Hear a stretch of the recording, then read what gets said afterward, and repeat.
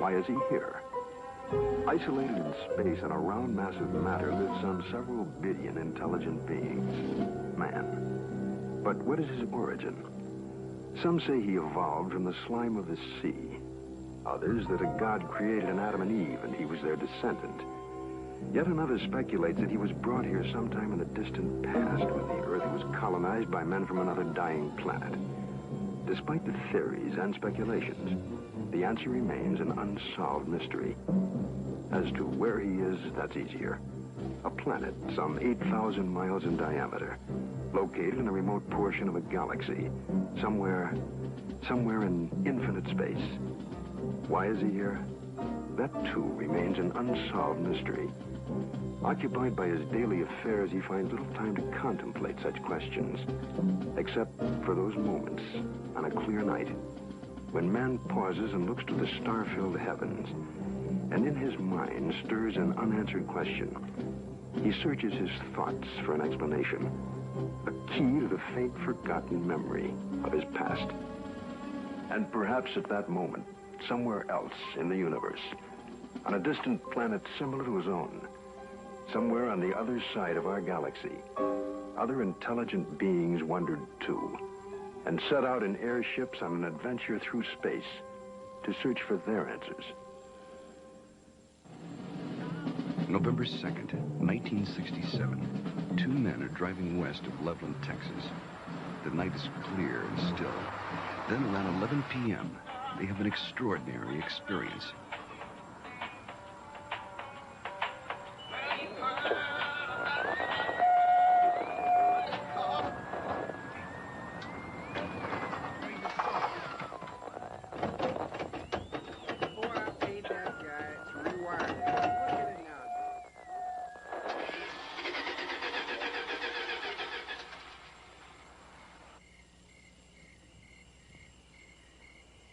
Come on, let's get out and check it.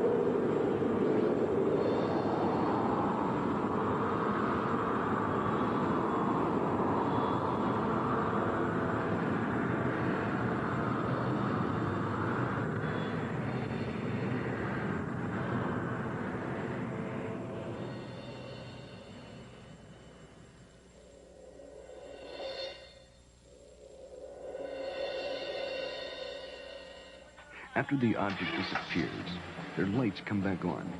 The engine restarts, and they hurry to notify the police. Later, the Air Force investigates their story and 15 similar reports before concluding that a form of globular lightning was responsible for the sightings.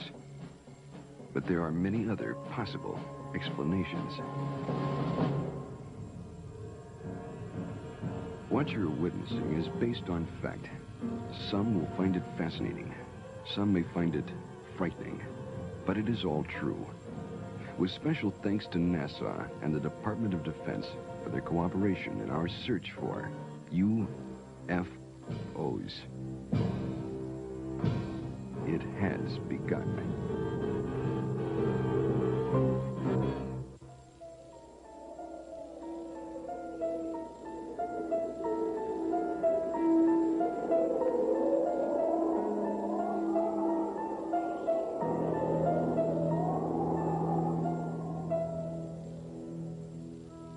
The Old Testament, Ezekiel chapter 1. It came to pass that the heavens were opened, and I saw visions of God. Out of the midst thereof came the likeness of 4 living creatures. They had the likeness of man. Now, as I beheld the living creatures, behold, one wheel upon the earth, by the living creatures.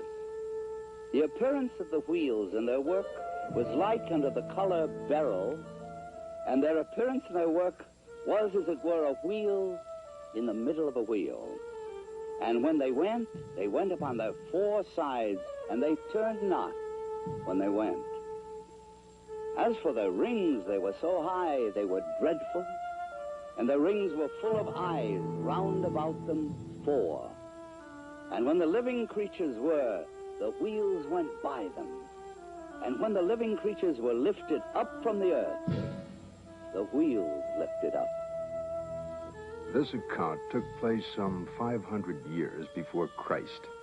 Other accounts very similar appear in earlier ancient writings. The Greeks and Romans also are known to have made observations of such things as phantom chariots appearing in the night sky. Records also tell us that during the reign of Charlemagne, there were many accounts of encounters with tyrants of the air and their aerial ships. These accounts so concerned Charlemagne that those reporting such strange phenomena were subject to torture and death. Here is one recorded event given between the 8th and 9th century in France. One day, among other instances, it chanced at Lyon that 3 men and a woman were seen descending from these aerial ships. The entire city gathered about them, saying that they were magicians sent by Charlemagne's enemy to destroy the French harvest. In vain, the 4 innocents sought to vindicate themselves, saying that they were their own country folk and had been carried away a short time since by miraculous men who had shown them unheard of marvels.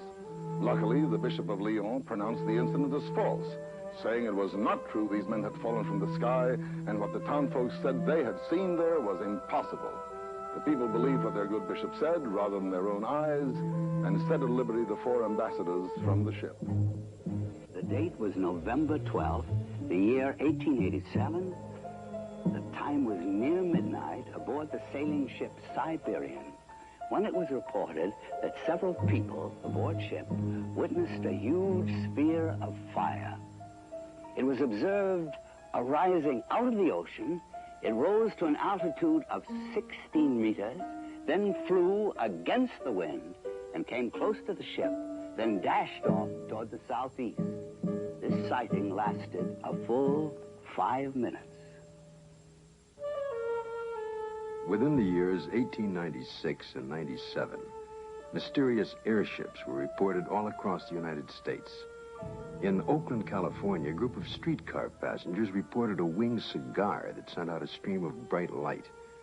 The sighting spread through Colorado, Texas, Kansas, Nebraska, Iowa, and many other states, particularly in the Midwest. On April 11th, 1897, Walter McCann of Rogers Park, a few miles north of Chicago, took a photograph of an airship. The New York Herald, as well as the Chicago Herald Tribune, pronounced the plates as being genuine and not a fake. Dr. Jacques Vallée, international authority on the UFO experience. The first thing I'd like to dispel is a frequent misconception that UFOs are limited to this country. Very often people ask me, how come I never hear about UFOs in other parts of the world? How come we only hear about UFOs in America? Well, UFOs are not an American phenomenon. They are a worldwide phenomenon. That's one of their most dramatic characteristics. The first major wave of sightings, and sightings tend to come in very intense series over a couple of months, over a given region of the world. The first such major wave occurred over Scandinavia in 1946. There was a major wave in this country in 1947, mainly in the western states. And then there have been waves in the US in 1950, 1952, and so on.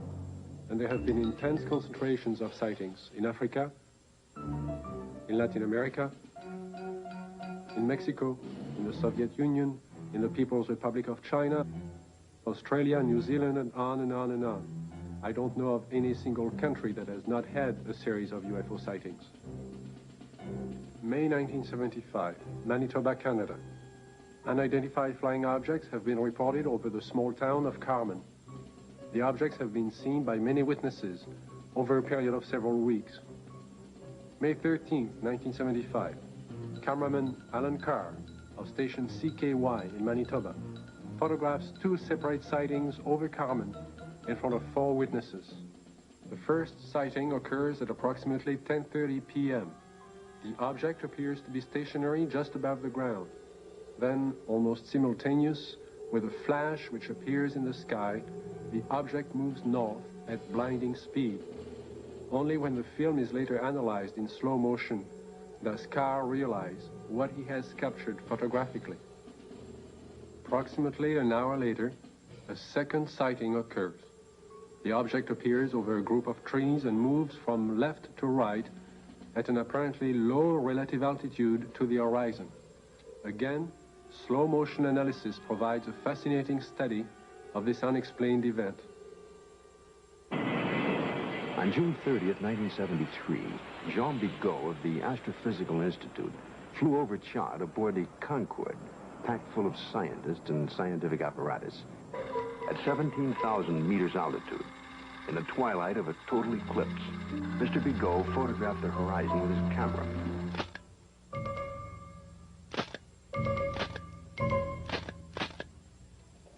When the photo was enlarged, one of the slides showed what you're now seeing.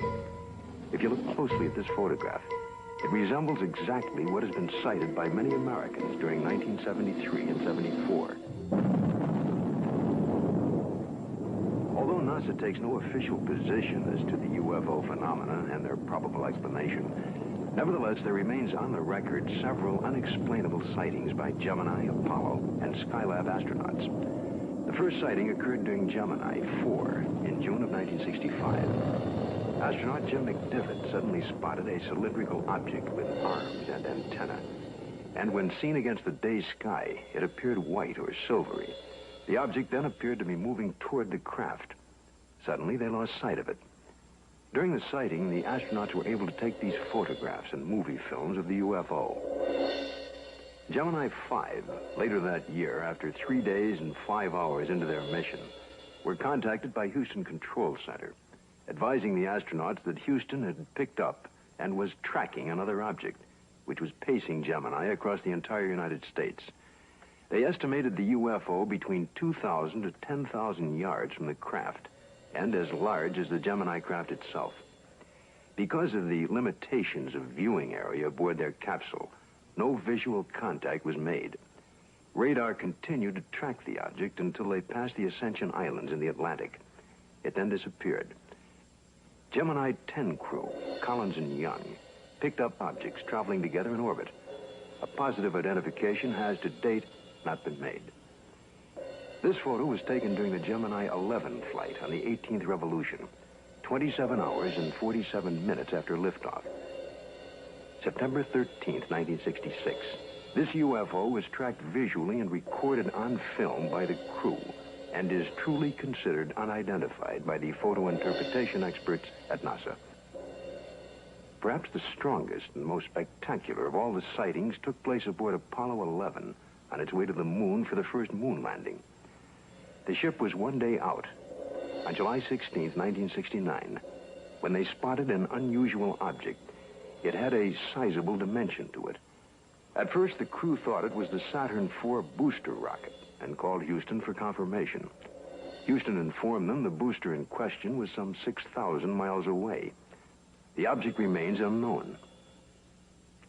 During the Skylab 3 second manned flight, on the 23rd day of 1973, at sunrise, a series of 4 exposures were made by the crew of a visually sighted unidentified flying object, or satellite, as considered by the NASA Photo Interpretation Laboratory. The Skylab crew noticed a large star-shaped object, brighter than a planet or star. They watched it for about 10 minutes. They estimated its distance as from 30 to 50 nautical miles from Skylab. It, too, remains an unknown, despite North American air defense and NASA's attempt to identify it. Among the thousands of military men in recent times who lost their lives while in the service of their country, the circumstances surrounding Captain Mantell's death are indeed extraordinary. This experienced military pilot who'd flown in the invasion in Normandy and numerous missions over the Rhine under heavy attack would take with him to his death perhaps the closest glimpse of what was thought to be a UFO. The date is January the 7th, 1948. The time is 2 o'clock in the afternoon here at the Godman Air Force Base, just outside of Louisville, Kentucky. A Kentucky state policeman calls in to report what he has sighted. It's an unusual aircraft, circular in appearance, approximately 250 to 300 feet in diameter. I'd say it's moving westwardly at a pretty good clip. Any information? Negative. I will check with our commanding officer. Instructions were given to contact nearby Wright-Patterson Air Base to see if they had any experimental aircraft up in that area. Flight test. We have no experimental aircraft in the area. The reports still continued to come in from adjoining towns. At 1:45 p.m., it happens. It's very white and looks like an umbrella. I don't know what it is. Through the binocs, it appears to have a red border at the bottom at times and a red border at the top at times. At approximately 2:30 p.m., a flight of Air Force P-51s come into view. The base commander decides to contact the flight leader, Captain Mantell. This is Godman Base Commander. Roger, Godman Tower. This is NG-869, flight leader. Over. NG-869 from Godman Tower. We have an object out south of Godman here that we were unable to identify. We'd like you to take a look for it. Roger, I will take a look for you if you give me the correct reading. Mantell moves ahead of his wingman. The tower advises the flight leader to correct his course 5 degrees to the left to 210 degrees from Godman Tower. Godman Tower, this is flight leader NG-869, Captain Mantell. Object traveling at half my speed and directly ahead of me and above, and I'm closing in to take a good look. Can you give us a description? It appears metallic and to be of tremendous size. I'm going to 20,000 feet. The other pilots level off under 15,000 feet and start down. At approximately 3:15 p.m., Godman Tower loses sight of the UFO. 5 minutes later, the report came in that Captain Mantell's plane had crashed. He was found dead. His watch had stopped at 3:10 p.m. that afternoon. What was it that caused this experienced pilot to become intrigued with an object that he would unwittingly give his life pursuing? 6 months later, a cylindrical-shaped object giving off a phosphorescent glow was to be sighted in the night sky over Robbins Air Force Base in Georgia. At 2:45 a.m., Captain C.S. Childs and First Officer J.B. Whitted were piloting a routine Eastern Airlines flight number 576 from Houston to Atlanta. When Whitted reports, we sighted an object coming toward us. This strange object had a stream of red fire coming from its tail, and I could see it was much larger than anything I had seen or read about. Childs then notices that the object had no wings supporting it. It passed us on the right side. Its speed was about 700 miles per hour. And both men get a very good look at this unusual object. It was about 100 feet long, shaped like a cigar. As it passed, they clearly saw 2 rows of windows, an upper and lower, that were large and square. During that evening, there was a third witness, the one passenger who was awake on that Eastern Airlines flight, Clarence McKelvey. I was startled, frightened. A male steward came to me and said, "I noticed you've been looking out the window. Will you talk to the pilot?" And I said, "Well, of course." The pilot came down with his clipboard. He was visibly shaken. He told me that he had been a flyer in the war and had covered so many million miles of flight and had never seen anything like this before. What was it that I saw? Well, I saw this object. It was cigar-shaped. It had a row of windows. Behind them, it was lit. Out of the rear was a cherry red flame. This hair-raising experience was witnessed by 3 aircraft, a passenger, and ground observers added more corroboration. The conclusion of an air intelligence report was that the object remains unidentified as to origin, construction, and power source, and goes into the record classified as unknown. This is the Pentagon, Washington, D.C. And this man is Colonel Bill Coleman. He was Chief of Public Information for the United States Air Force from 1969 to 1974. It was here at the Pentagon that the Defense Department first became interested in the UFO phenomenon. This occurred in the late 1940s, with reports about objects and lights seen in the sky by military personnel and others. The Air Force decided to investigate the matter anyway. There was that one possibility that these flying objects could well be foreign weapons used for test purposes and might affect our national security. The investigative branch was called Project Sign. The project had only been underway for about 2 weeks when the Mantell crash had made headlines across the nation. The staff's investigation was far from complete, but public pressure was enormous, and they were forced to come up with an answer to really quiet growing speculation that Mantell had been killed by hostile aliens and some flying saucer. That's when we decided that Mantell had chased the planet Venus. However, this was an initial finding. The Chills and Whitted case had an impact on the Air Force project. It presented the first close-up account by highly reliable witnesses. The object described led some of the staff to postulate an extraterrestrial theory. And they wrote up an estimate of the situation, which at the time was classified top secret, suggesting that the saucers were from outer space. This theory was rejected by the Air Force Chief of Staff, General Hoyt Vandenberg, and even other Project Sign staff members as not having enough proof. So the extraterrestrial visitation idea was dropped for the time being. It's been said in jest that if these UFOs are from other worlds and they wanted it to be known, all they'd have to do is land on the White House lawn. But an incredible incident, too quickly forgotten in time, took place over our Capitol. In 1952, Air Force spokesman for the Pentagon and UFOs at that time, Mr. Al Chop, relates the famous incident that stirred the Capitol, causing a request from even President Truman to be kept up to date on all the details.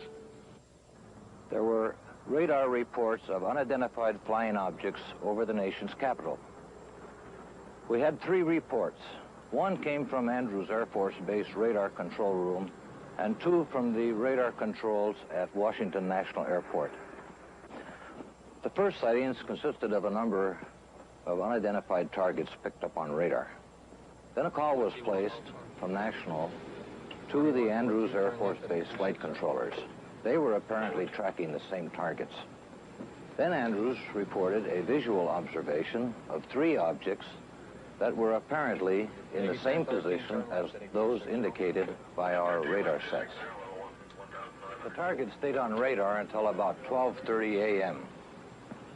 They moved slowly at first, about 100 to 200 miles per hour. Then one of the targets sped away at a fantastic rate of speed. It moved west from Andrews toward Riverdale. Army 142.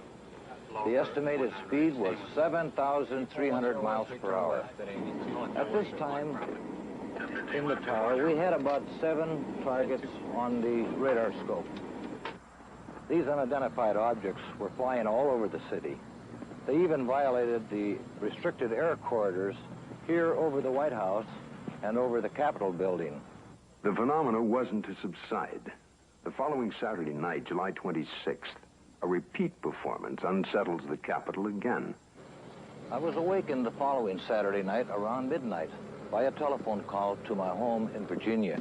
It was the public information officer for the Federal Aviation Authority. He told me the air traffic control radars were again picking up a large number of UFOs over the Capitol area. First, they would follow a definite flight path, and then they would suddenly disappear. Others would come into view just as suddenly. I placed the phone call to the command post in the Pentagon, and I asked for an intercept. About 2:40 a.m., we got a radio call from a flight of F-94s, 2 aircraft in the flight. They also, at about that moment, appeared on our scope. And at that moment, a very frightening thing happened to us. All of our unknown traffic completely disappeared the moment those aircraft came on the scope. The flight leader called in and said, well, it doesn't look like we're going to do any good here, so we're going to go back to base. And at the very moment those aircraft disappeared, all of our unknown traffic appeared again on our scope.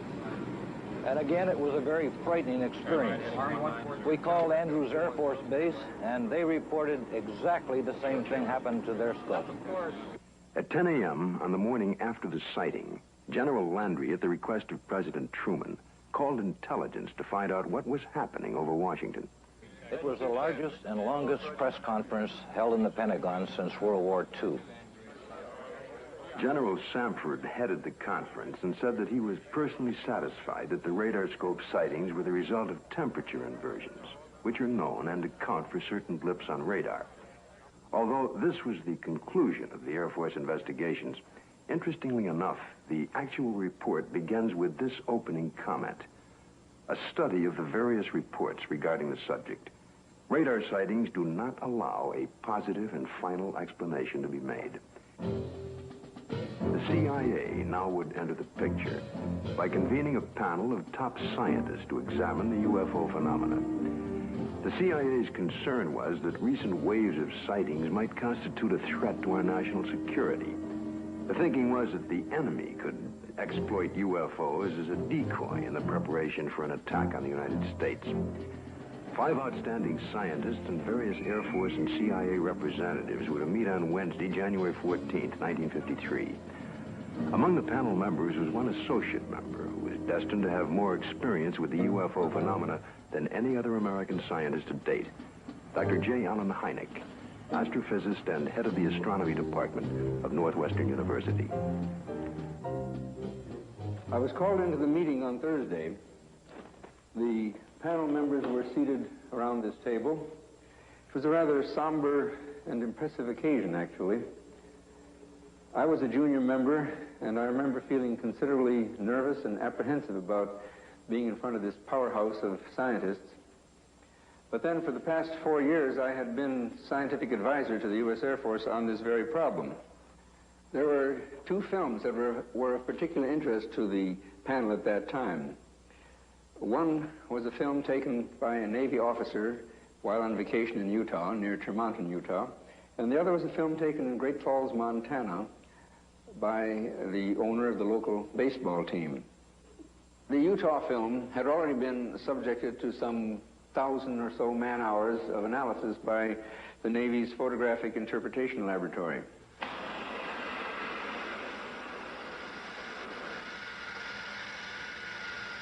So the panel got up from their chairs and crouched around the wall to examine the films, and they asked to have the films run several times, as a matter of fact. Now, the Navy had, on the basis of their detailed analysis of the Utah films, they had concluded that the objects shown on the films could not be birds, balloons, aircraft, and so forth, but indeed that they were self-luminous, unidentified objects. Despite this conclusion, the panel rejected it and concluded that the objects were birds. They couldn't be unidentified, therefore they had to be birds. I came away from the meeting and from the room with the distinct feeling, however, that the panel had deliberately moved to debunk the whole subject and not to give it the serious scientific attention which it deserved. It seems the CIA was to become involved in the UFO phenomena again, in a most unusual way. A series of episodes were to take place that, up until the airing of this program, were not public knowledge. The events were so bizarre that it's hard to conceive they happened to individuals associated with such no-nonsense organizations as the Office of Naval Intelligence and the CIA. This man is retired Lieutenant Colonel Robert Friend, U.S. Air Force, and former head of Project Blue Book. Friend, now on the management staff of Celesco Industries Incorporated, which builds and launches missiles for defense testing purposes. Friend now relates this most unusual experience. It was 1959 when I was invited to attend a briefing in the security portion of this building.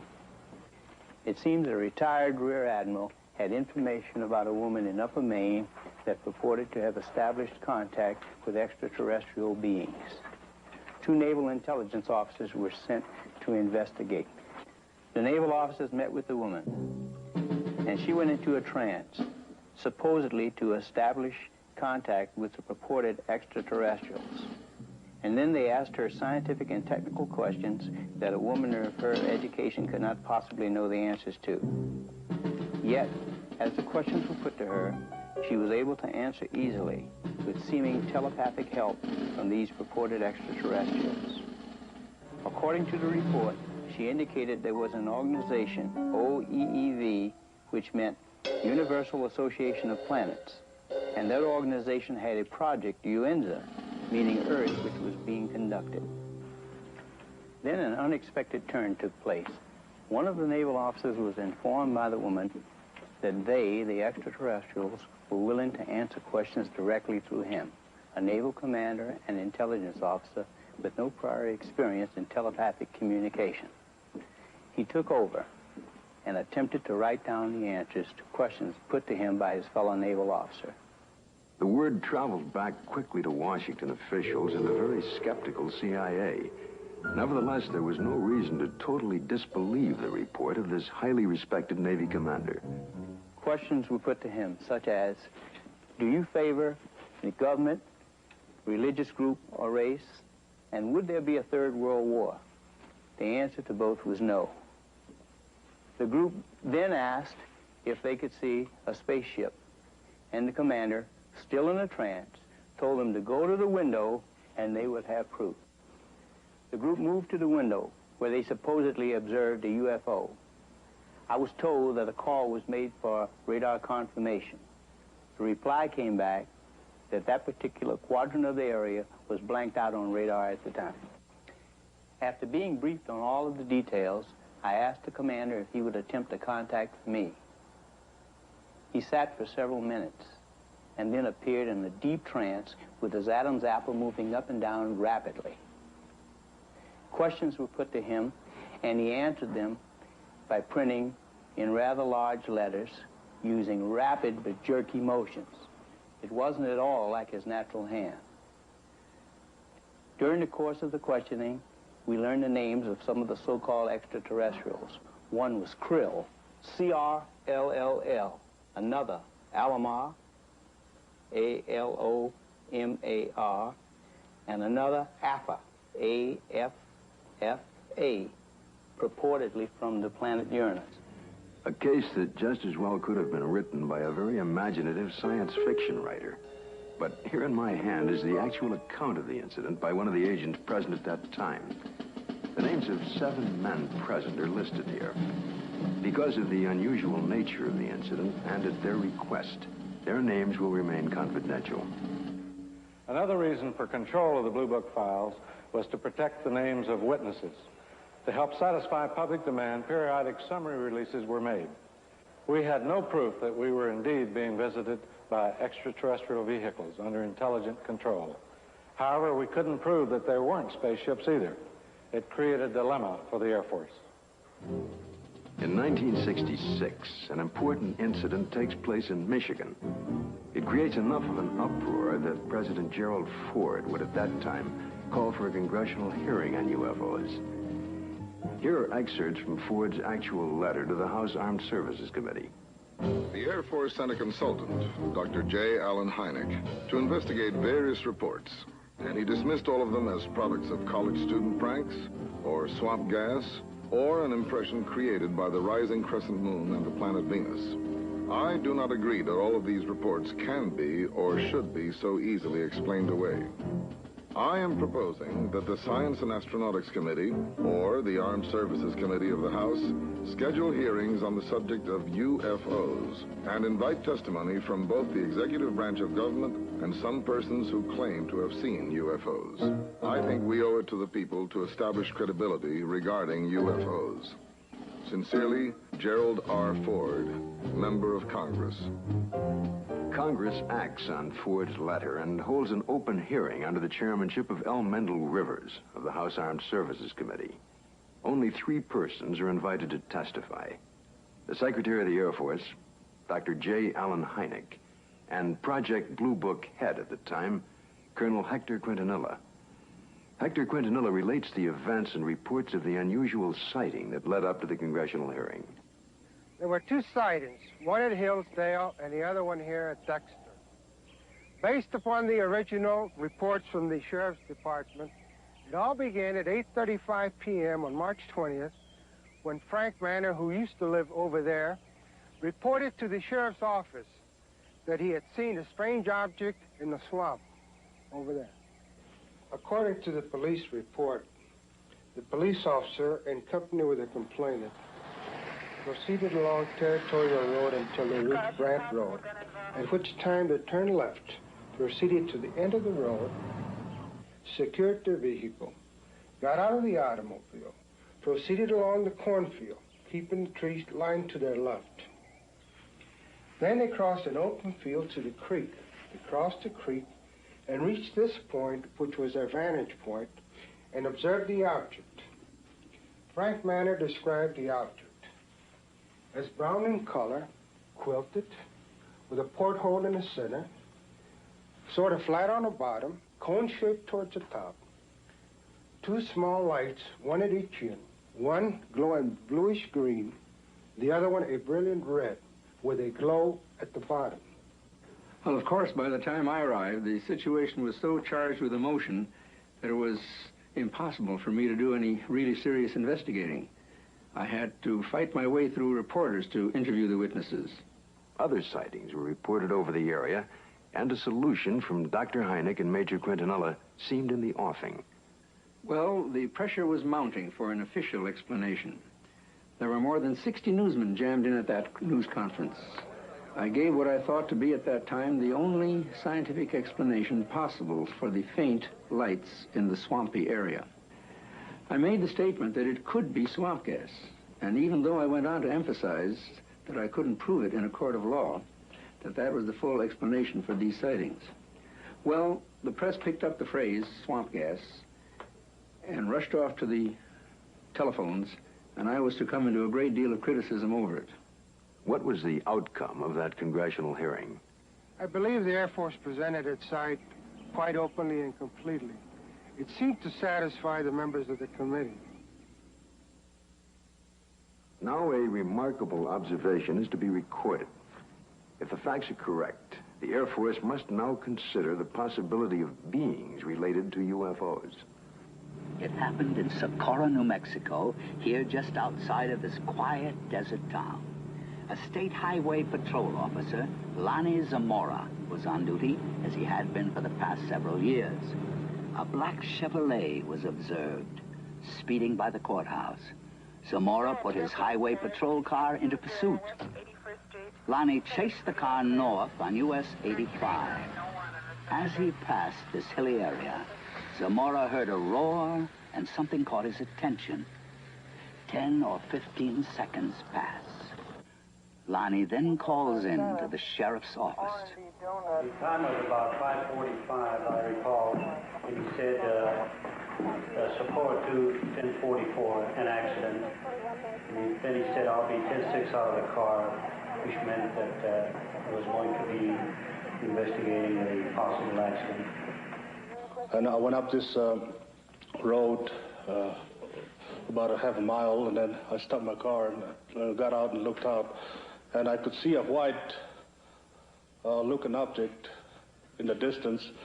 I thought it was an overturned car at first, but I got into my patrol car and went up closer to it. And when I started to get out of the car, I heard a big roar. As I got to it, I could see looked like a couple of coveralls hanging from a clothesline. I couldn't see what it was, but it looked like a couple of coveralls. Zamora called in. He sounded very excited. He said he watched an object lift up slowly and disappeared into the sky very fast. I went down to where the object had been, and I noticed the brush was burning in several places. The object had left 4 perpendicular impressions on the ground. I noticed several bushes were smoldering, but they felt cold to the touch. I noticed what appeared to be a couple of oval footprints on the ground. I knew Lonnie had seen something. The proof was right there.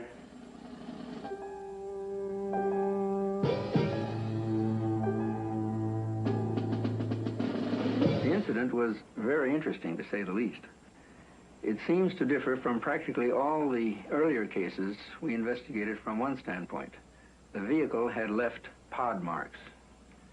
There was an insignia observed by Lonnie Zamora on the side of the craft.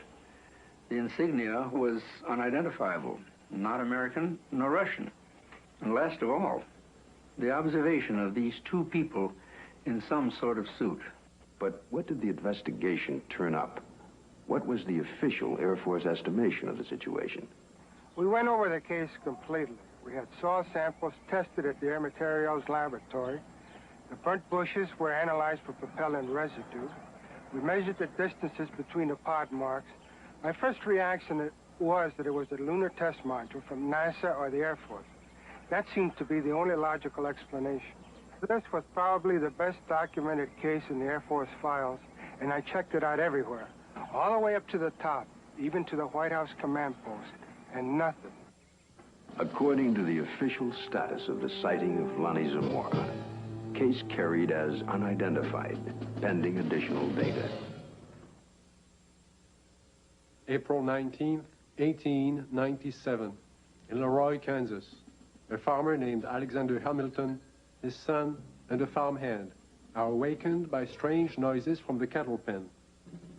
Going outside, they discovered, to Hamilton's utter amazement, an enormous airship with a brilliant searchlight is slowly descending over the cow lot.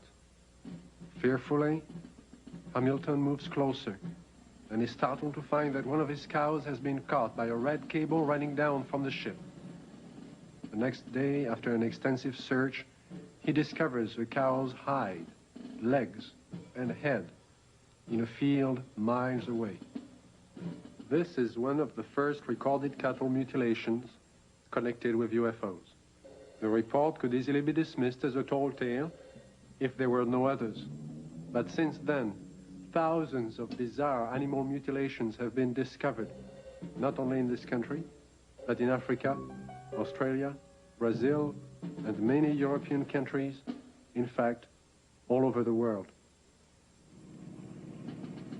In this country, mutilations have occurred in over 30 states in the last 5 years alone. Frustrated ranchers and law enforcement officials have come to recognize the classic signature of the mysterious mutilators.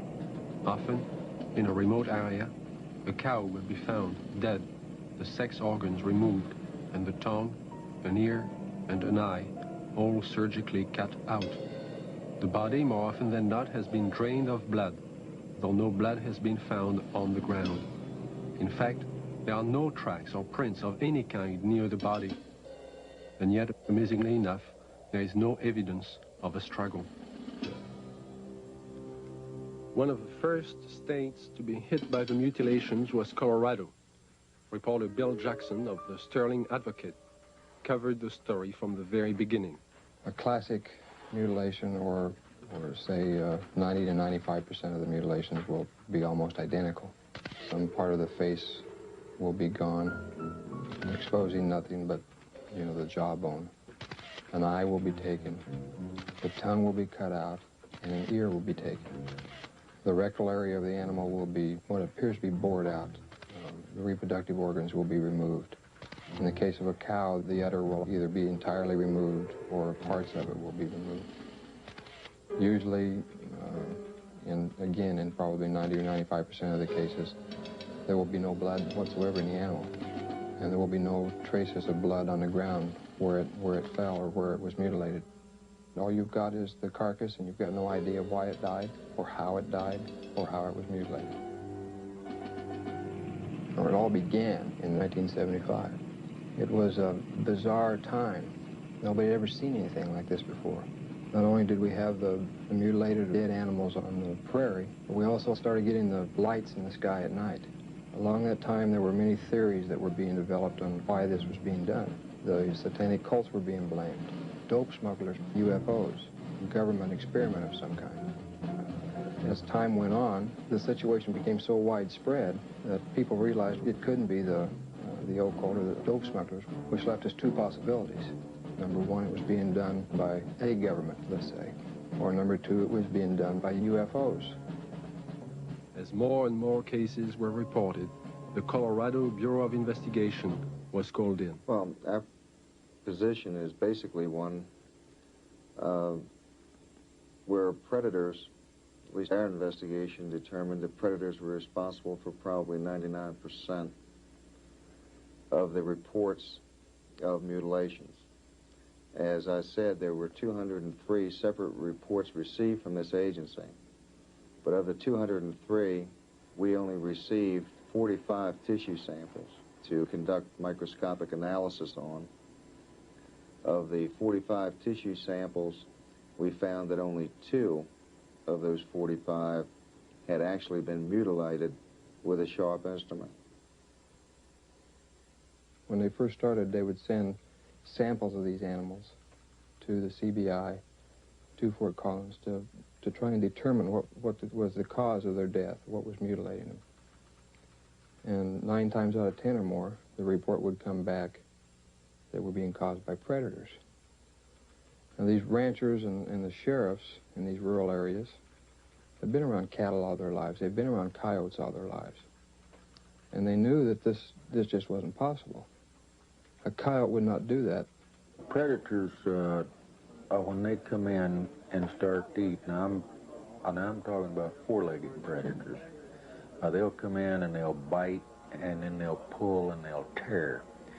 The cuts we have, even we can't make cuts like this. We've tried this many times on dead animals with scaffold, razors, and knives, and we can't make the same cuts. We've had cattle that we've went and investigated that were, called in, and I think I have a mutilation here, and we went out and we seen it, and it was not a mutilation.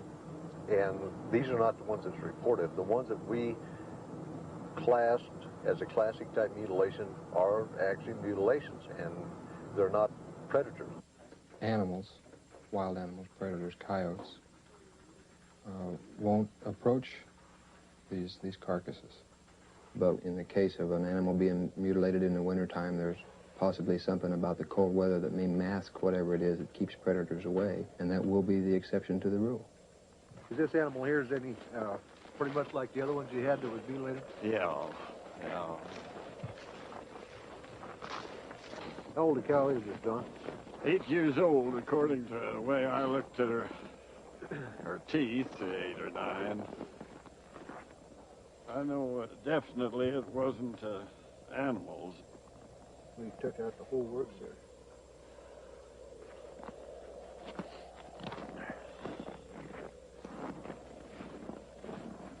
Don, now on this critter here, how this looks like a real incised wound? Yeah. How it looks, it's definitely cut. Oh, yeah. And everything, you can tell that. I mean, even at the age that it is right now, that's opposed to the way it is to where the animals have been to it on this other side over here. Kind of notice there, the difference there, Don, between here and how animals have been to that, and that flesh is torn. Yeah.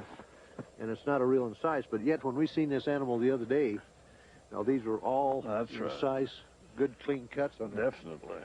So that's a good example of what we was trying to say about the lab up there. They said that it was predators doing it, but that definitely wasn't a predator wound there. No, I wouldn't say.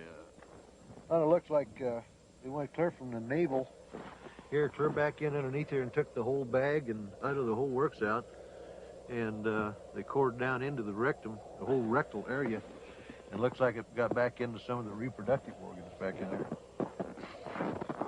As the mutilations and the sightings of the lights in the sky continued, it got to a point to where ranchers in the northeastern part of the state began arming themselves. They weren't getting the results they wanted from state authorities. They were concerned for their families, and they never knew when they might be next. They began patrolling their pasture land, watching over their herds at night. The lights from the sky, when they got too close to a herd of cattle, the ranchers shot. Well, I think everybody was a little edgy. Everybody started carrying high-powered rifles. I don't know what good it would have done, but everybody was awfully nervous. I'm completely convinced that there's something there that's not normal. There's a lot of questions that are unanswered, I'm sure, and hopefully someday maybe somebody will figure it out. Unidentifiable lights in the sky have appeared in virtually every area of this country which has been plagued by cattle mutilations. But no explanation has been found for these strange sightings. There are some who believe that these objects in the sky are responsible for thousands of mysterious cattle deaths which continue to this day.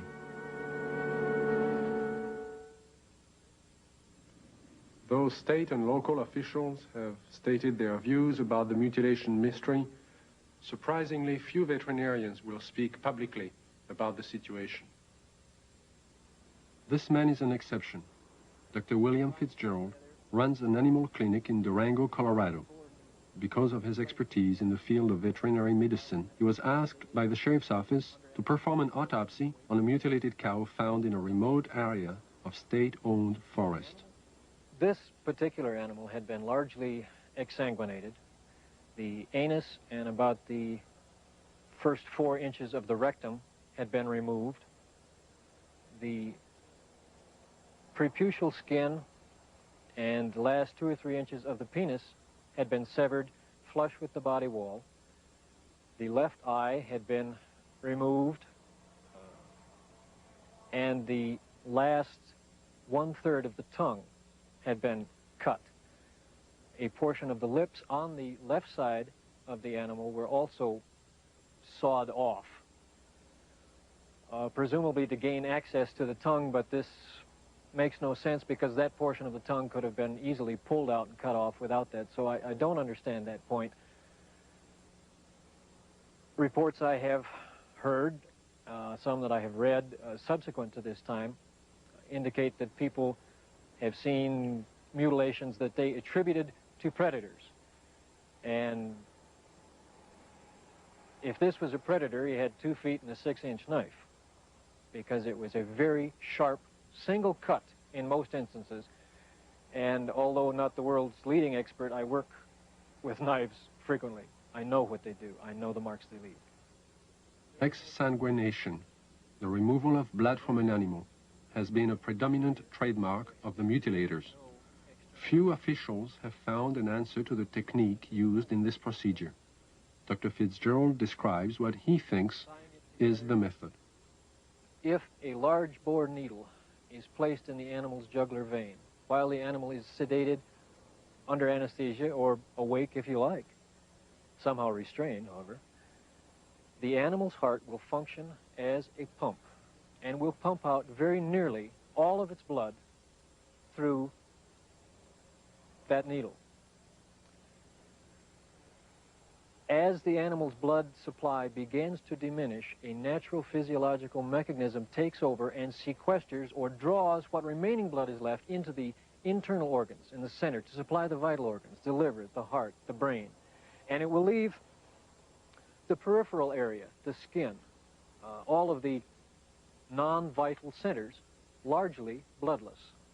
So if you can successfully withdraw the major portion of an animal's blood, you can cut on that animal and there will be virtually no bleeding at all from the surface. I know that I keep coming back to this point, but the animal was apparently restrained with something other than ropes. Why, I don't know. It was apparently washed completely clean. Why, I don't know. And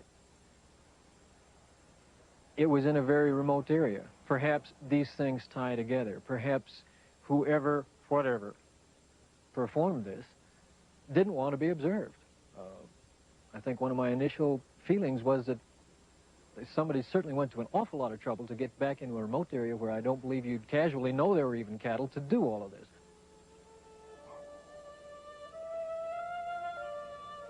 Dulce, New Mexico, similar to the plains of Colorado in its isolation, but nestled among rolling hills and small mountains, is the land of the Jicarilla Apache. Tradition is strong here. Indian women weave intricate baskets and create delicate beadwork. The men preside over tribal business and raise cattle. And here, as in Logan County, the night sky has been lit with the glow of unknown flying objects, and cattle are found mutilated. Officer Gabe Valdez of the New Mexico State Police and retired scientist Howard Burgess, who pioneered the development of Kirlian photography in this country, periodically pool their knowledge and expertise in an effort to solve the mutilation mystery. Officer Valdez describes how it all began. It was in 1976, June the 14th, when we first had one of our cattle mutilations here in Dulce. The cattle that was mutilated belonged to Mr. Manuel Gomez. Any time that we do find one that it's not too decomposed and it's fresh enough for us to do some tests, well, I do call on Mr. Burgess because he has a lot of knowledge in the field of science that is very helpful to me in conducting my investigations. Howard Burgess had a theory that some of the cattle had been marked prior to their mutilation with something which would show up under ultraviolet light but be invisible to the naked eye. Late one night, he and Valdez conducted an experiment and found that out of 80 head of cattle, 5 were indeed marked with a powdery white substance, visible only under ultraviolet light. So we took ultraviolet with some special filters and ran the cattle through it, and what appears to be markings glowed under ultraviolet. It's invisible to the normal eye, but under ultraviolet it does glow. Then we removed the hair from the region that does glow, and we removed a control sample. We took these to the lab and had chemical checks run on them. We did find that the sample that did glow is extremely high in potassium and magnesium. At the time, this was interesting, but it didn't mean much to us until we ran on to other things that began to tie in with it. The tie-in came on July 3rd, 1978, when a UFO was sighted over Taos, New Mexico. As it hovered over the town, it dropped a thin film of ashes onto the ground below. The ashes contained high levels of magnesium and potassium, the same elements found on the cattle under ultraviolet light, but there was more. We find there's at least 25 elements in there. There's a good possibility that it may be something that's organic. And if it is, this just opens up a real bag of worms, because anything can happen if this is an organic material that has come from one of these crafts. And this, as the people told us, directly fell from the craft that was hovering over the area. One evening in 1975, Logan County Sheriff Tex Graves took his deputies into the countryside around Serling, Colorado, determined to track the bright lights which had been skimming across the ranches and farmlands for the last several weeks. Reporter Bill Jackson describes the sequence of events. We were just getting started in this. We really didn't know what we were doing. We weren't prepared for anything like this, of course. But as time went on, we realized we couldn't catch them, so maybe we can take pictures of them and discover something that way. About a year and a half later, the lights returned. The mutilations were still going on. So we arranged with the Honeywell people in Denver to borrow a 1100 millimeter Lentar lens from them. And got some high-speed recording film from Kodak. And then we sat and we waited,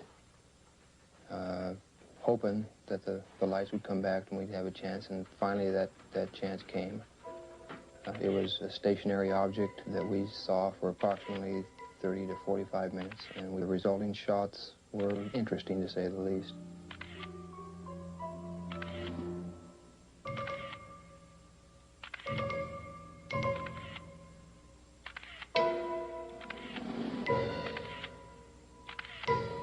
Shortly after these final exposures, the object just disappeared. It was almost like somebody hit a light switch and it was there no longer.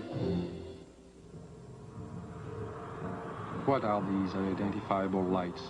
What is their nature and their purpose? Why have they appeared in the night skies immediately prior to the discovery of mutilated cattle? And how many more animals will die before the mystery is solved?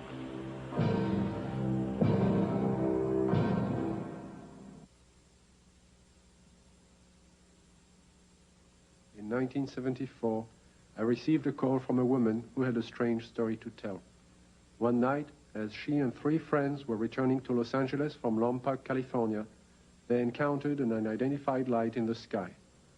Thinking at first it was a helicopter, the friends paid little attention. When the object began to fly in unusual patterns at extremely high speeds, the passengers soon realized they were dealing with something out of the ordinary. What happened next is best told in the woman's own words. Helen is a fictional name. Her real name is being withheld at her own request. I saw it come into the sky from the top of the mountain range and go straight up and do a 90-degree angle toward us, and I called it to the attention of Don, John, and Sue. And they saw it too, and it was there. I was not on dope or alcohol or anything like that. And it started doing really erratic things in the sky. It was a small white light and very easy to see. We were not mistaking anything. It came over to the car, flipped over and went around on the other side toward the other hills and came back, settled above the car. By this time, because it was so close, it was 8 lanes freeway, at least in diameter and even a little wider, saucer-shaped, a very white, luminescent light emitted from the entirety of it. The ship stayed above us, out in front of us, about a minute or 2, and we watched it, and none of us were saying a thing.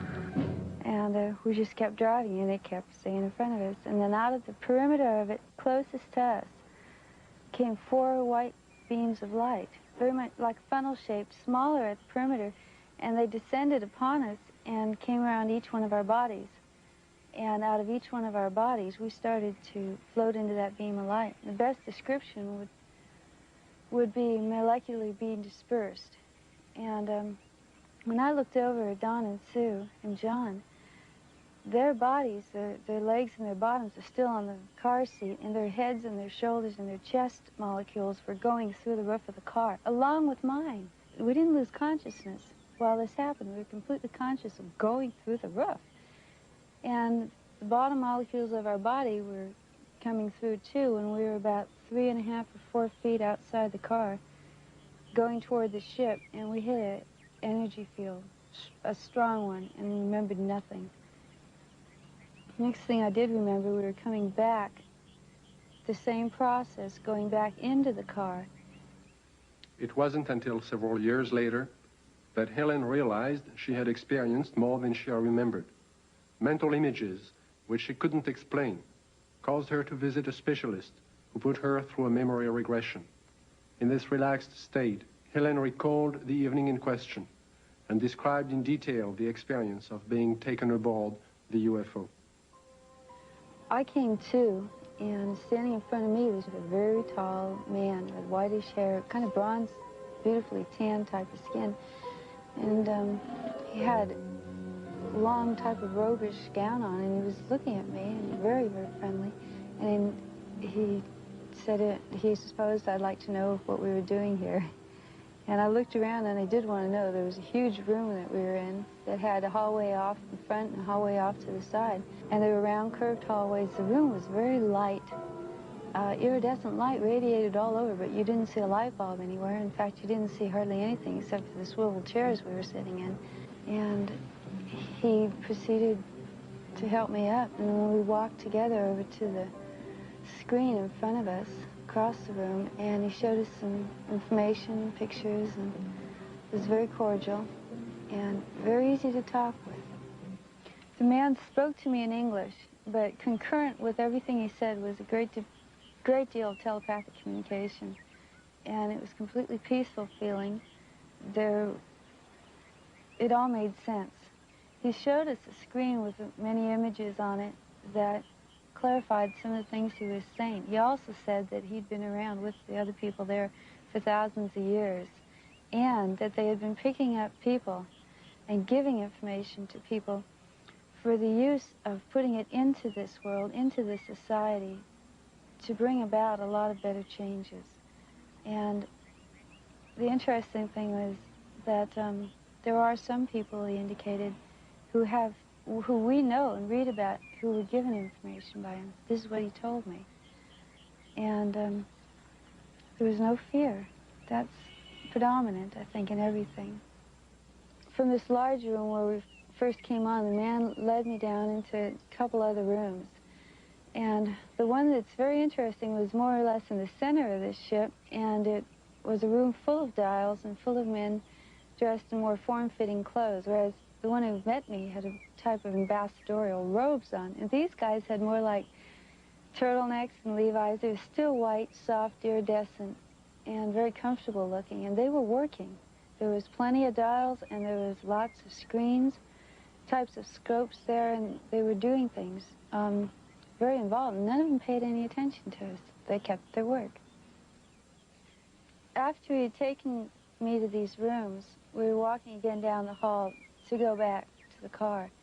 And while we were walking, I remember telling him, you know, nobody's going to believe me. And he said, he's a really nice doctor, and he goes, it doesn't matter if anybody believes you. And there was a purpose to being told these things. And what I had learned and what John and Sue had learned, too, had its purpose. And he was very kind and very cordial. You could meet him on the street almost and not even feel anything unusual. And then we came back to the room, and we were put back in the car the same way as we were taken out. And we just this tremendous sense of peace, and that there was a lot more going on than we had originally thought. In December of 1969, amidst great public controversy, the Condon report from the University of Colorado was finally out. In summary, they found no evidence that UFOs were a threat to the national security, and the late Dr. Condon recommended that the Air Force terminate its involvement in UFO investigations and analysis. In 1969, the Air Force officially disbanded Project Blue Book and the study of the UFO phenomenon. The conclusions of Project Blue Book were, 1, no UFO reported, investigated, and evaluated by the Air Force has ever given any indication of threat to our national security. 2, there is no evidence submitted that sightings categorized as unidentified represent technological developments or principles beyond the range of present-day scientific knowledge. And 3, there is no evidence indicating that these unidentified objects are extraterrestrial. The files of over 12,000 cases were placed into storage. But the ubiquitous UFO wasn't to be influenced by this government position. Incidents were to continue, with daily reports of flying objects finding their way into the news media. In the closing months of 1973 and early into 1974 alone, there are over 1,000 unrelated and unsolved reports of UFOs from across the United States. Delaware State News, Dover, Delaware, October the 16th, 1973. Dover. 3 women on their way to the market saw it. At the same time, the crew of the Delaware State Police helicopter saw it. 2 airline pilots flying over Dover reportedly saw it. Flight controllers at the Dover Air Force Base saw it. Southern Illinois and Carbondale, Illinois, October 18th, 1973. It didn't make any noise, Don said. It had red and green flashing lights on the front and back. Times Dispatch, Richmond, Virginia, October the 19th, 1973. It was hovering, and we parked there on U.S. Route 15. About 2 hours and watched it. Walla Walla, Washington, January 30th, 1974. Guards of the Washington State Penitentiary have spotted what appears to be the same UFO 2 mornings in a row from their tower positions at the prison. Scranton Tribune, Scranton, Pennsylvania, February the 25th, 1974. Police spot flying object. State's UFO reports are increasing. October 21st, 1978. Bass Strait, Tasmania. A pilot named Frederick Valentich disappears after reporting a strange craft hovering above him. December 12, 1978, La Chapelle, France. A 45-year-old worker riding home observes an oval object.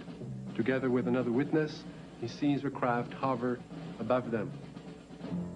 December 12, 1978, Guadalajara, Mexico.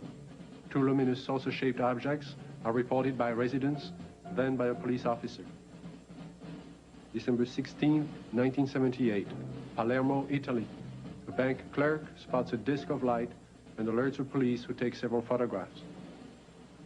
January 2nd, 1979, Wellington, New Zealand.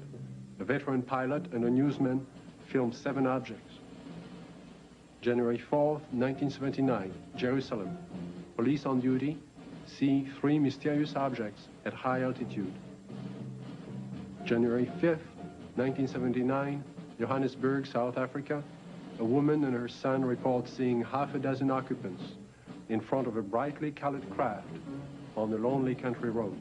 Ordinary people are seeing something all over the globe. But what have the experts seen? NORAD and the Air Force do have extremely sophisticated equipment, and by use of the phased array radar facility, surveillance is maintained on objects in space. But the system is only designed to track things like rockets, satellites, and man-made debris, objects with specific trajectories and which hold an orbital or flight velocity of approximately 4.8 nautical miles per second. This system is designed to discriminate between objects in space. For example, it will ignore a meteor entering the Earth's atmosphere, but will quickly spot a satellite as it begins re-entry. Objects can also be photographed with incredible precision by the electro-optical surveillance system, and it's very good at its job. However, it's not designed to photograph everything, just specific items and particular missions. The sky is so vast, it is virtually impossible to wait for, track, and photograph all unidentified phenomena. There is just not sufficient time or budget. So it is not really accurate to say that our sophisticated equipment and personnel are able to identify and examine any and all UFOs. On the contrary, they are programmed to study man-built machines, and only that. Among the many reports of UFOs in late 1973, one incident would stand out because of the credibility of the 4 witnesses. This is Major Coyne, Army helicopter pilot, his co-pilot, Lieutenant Arrigo Jetsi, Air Medic Sergeant Healy, and Robert Janicek. These men had just finished their annual flight physical early that day and were found fit and sound of mind. They would take off from Port Columbus Airport about 10:30 p.m. But what was about to follow, and the subsequent report they filed, would put to the test the credibility of these men. Approximately 8 miles east of Mansfield, our crew chief, Sergeant Robert Janicek, observed a red light on the east horizon. Did you gentlemen see the same red light? Yes, I did. Our helicopter was flying on a northerly heading. We were flying at an altitude of 2,500 feet. He indicated that the light seemed to be facing the helicopter, moving along in a parallel direction with our aircraft. Which direction from the helicopter was the object? Moving, it was to our right, to the right side of the helicopter, and it was moving with us as we were heading north towards Cleveland. And at this time, he indicated that the light changed its direction and was coming directly at the helicopter at the same altitude. And as the helicopter was maintaining a speed of 90 knots, the object came at a terrific speed from the horizon. We estimated 15 miles. Visibility was reported 15 miles that night. Did you gentlemen see the object at this time, after it had been pointed out by the sergeant? No, not at that time. I was flying left seat or co-pilot, and visibility from that seat from an object approaching from the right is rather limited. So I was having a difficulty seeing the object. And it was for that reason that Major Coyne did take the aircraft or the controls from me. I grabbed the controls from Lieutenant Jetsi because I thought it was going to hit us. I braced for impact. With that, I pushed the collective down to get the helicopter to start to descend. I then looked at the altimeter. It was showing 1,700 feet, and we were descending 1,000 feet a minute. The helicopter began to descend, and as this object came at the helicopter, it seemed to descend with the helicopter. When the helicopter went down, the object came down, but it still came directly at our broadside, as if to hit the helicopter from the right side. Did anyone else see the object at this time? Yes, I was watching it come on out of the east horizon. And the only thing I felt was when the skipper took over the controls and we started to auto-rotate down, and I'd never been involved in a mid-air collision, so I was just watching this thing come at us. It was at this time a light came swung 90 degrees from the UFO towards the helicopter, and it came in through the front of the plexiglass, and the entire cabin inside turned green from the light. It was a pyramid-shaped type light that beamed down and came through the front of the helicopter. How long was your aircraft bathed in this beam? The light that came into the cockpit apparently lasted only for a few seconds, but it was enough time that I observed the red instrument panel lights utilized for night flying to be absorbed by the green light. Was it possible for you to determine the outline of this object against the star background? Yes, sir. It was a cigar-shaped object, like a symmetrical airfoil with the dome on it. It was a solid object. It was a metallic structure to it. And you could see lights reflecting off the structure, and you could not see any of the stars or behind the object itself. Well, while all this was going on, what was the attitude of the helicopter? Apparently, when we were supposed to be descending at 2,000 feet a minute at 100 knots, we were climbing at 1,000 feet a minute with the controls still established for a descent. And we went from 1,700 feet up to 3,500 feet and topped out at 3,800 feet. I would like to stress one important fact, and that is there is approximately 20 years of Army aviation experience between the 4 men on board the helicopter that night. We have been trained to follow procedures and regulations in reporting incidences, regardless of how they're accepted. And we tried to follow those procedures. And we reported the incident as it occurred and have avoided any speculation on the subject. While our government's official position is not to speculate on this subject, we can choose to let our minds explore other possibilities, to use our imaginations. For if we consider that astroscientists agree on one point, that the possibility of life elsewhere is not only quite probable, some feel it is there without a doubt. Let us suppose then that these objects are real space vehicles, extraterrestrial in origin, and not an illusion of the mind. Perhaps we can begin to accept such ideas as various reported UFO shapes and configurations by looking at our own aviation history. We have, in 71 years, devised dozens of aircraft shapes, from propeller-driven biplanes to lunar modules to date.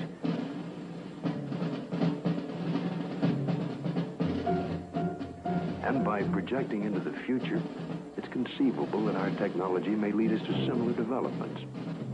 As to the UFO's behavior, if they are space vehicles, they appear to have movement in advance of our understanding of what is possible in the 20th century. But we must realize, however, it stretches our imagination. There will be a 21st and 22nd and 23rd century, where the impossibilities of today may be tomorrow's commonplace. If these vehicles are of origins outside our Earth, then we must assume they are managed, controlled, and operated by some sort of beings, perhaps similar to us. From sketchy reports around the world, we can begin to construct a hazy portrait of these aliens. Reports indicate ashen, pale, white skin, perhaps with a thin protective membrane over them. Eyes large, far apart, with a wraparound appearance. Nose indefinite, 2 small breathing holes. A slit mouth, or small, or no opening at all. Behavior, cautious, curious, firm. Ability to paralyze on touch. Sounds emitted. Humming. Oohs in a foreign language or some accent. Buzzing as if electronic from their head and chest.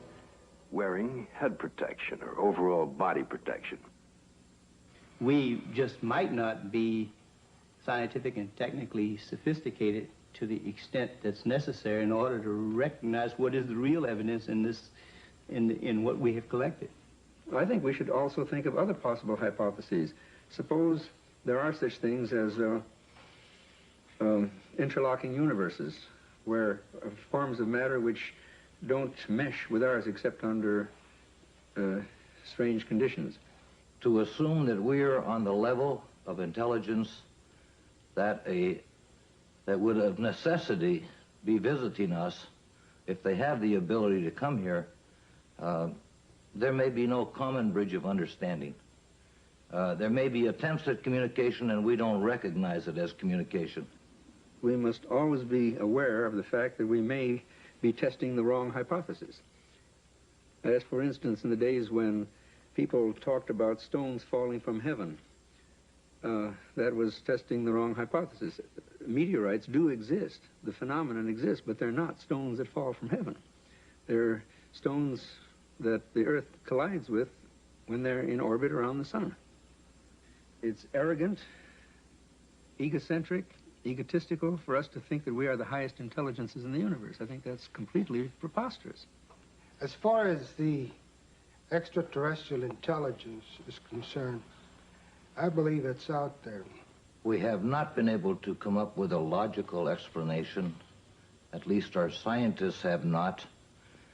The only plausible explanation that would explain all of these sightings is the theory that these could be intelligently controlled vehicles controlled by an alien species, alien to this planet. How would the public react if this event were true? To find the answer, Dr. Leon Festinger of the New School for Social Research consulted a number of prominent social psychologists from several universities across the United States. You must realize that social scientists can only make educated guesses about reactions to such a new and startling event. But nevertheless, certain behavior can be predicted. Dr. Aronson of the University of Texas points out that many people already have strong beliefs about the existence or non-existence of extraterrestrial beings and are committed to these beliefs. Dr. Walser tells us that if these extraterrestrial beings were advanced beyond us, we would probably gain technological information from them, that many Americans may worry that their benefactor will demand something in return, constant gratitude or acknowledgement of their superiority. As far as panic is concerned, most of my associates agree that it wouldn't happen unless there were, one, an imminent danger with no escape or chance to protect oneself, and two, it resulted in loss of contact with family or primary groups. And last, there is also the question of longer-term effects. What would happen over many years? One social psychologist suggests that it might help to unite the world. If the visitors from space prove to be an enemy, he suggests, then we would unite as one species to drive the invader away and then to live in peace thereafter. We've so far talked of the past and the present, but what are the possibilities of the future? It seems almost certain that if other beings more advanced than ourselves do inhabit other sectors of the universe, then it's quite probable there will come that day, that moment in time, when official contact will be made. Let's look at an incident that might happen in the future, or perhaps could have happened already. The premise is that contact is made by extraterrestrial beings with representatives of the United States Air Force at Holloman Air Force Base in the deserts of New Mexico. The day is clear. It's about 5:32 a.m. at Holloman Air Force Base. Traffic light. One recon plane is on the field ready for takeoff when Sergeant Mann is given a report of an approaching unidentified craft. Yeah, Bill, no, nothing on the law. I'll repeat it again. Unidentified approaching objects on coordinate 49er, 34 degrees southwest, following lane to the right. Go northeast, course.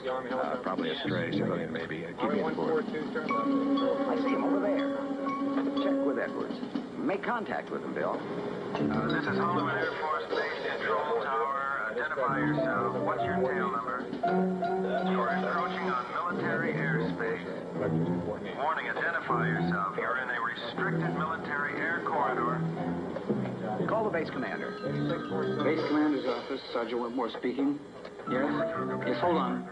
Colonel, for you. This is Colonel Horner, yes? Yes, an unidentified vehicle. You warned the aircraft again? 142, turn left. What's its shape? Check Edwards. Civilian patrol? Okay, all right. Sound a red alert. Unidentified aircraft approaching. Hey, Bill, give me a quick check with Wright Patterson Intelligence. There may be an experimental craft from somewhere, I don't know, here. Alert the fire chief and security and safety.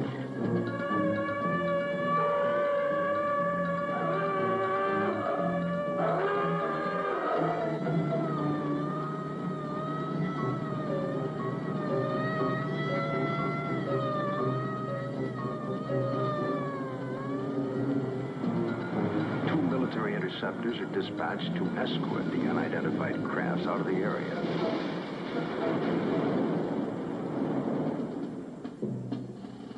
During a routine photographic mission, a tech sergeant and staff sergeant of the base photographic team were aboard a helicopter at the time and run off several feet of film of the three objects, one of which breaks away and begins a descent.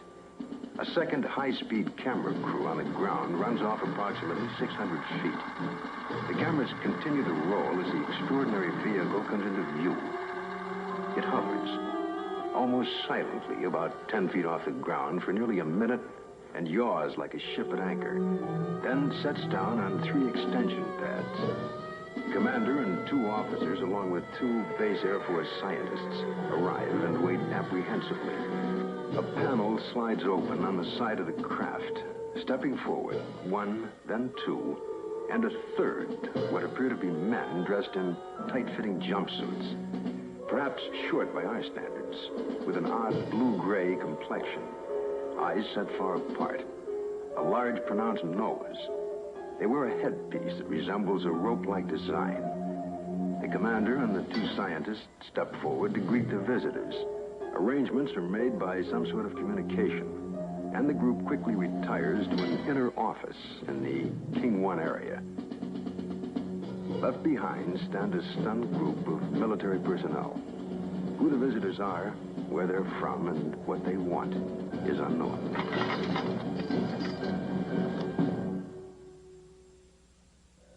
We now have a new challenge, perhaps the most monumental in recorded history. The opportunity to investigate a phenomenon that could change our destiny. Through the study and understanding of the UFO phenomena, we may discover a new energy force, or how to use it. Or it could lead to an understanding of our relationship to life throughout the universe. And if there are beings from distant advanced societies, we may be privileged to see a revelation, a look at ourselves 1,000 years in the future.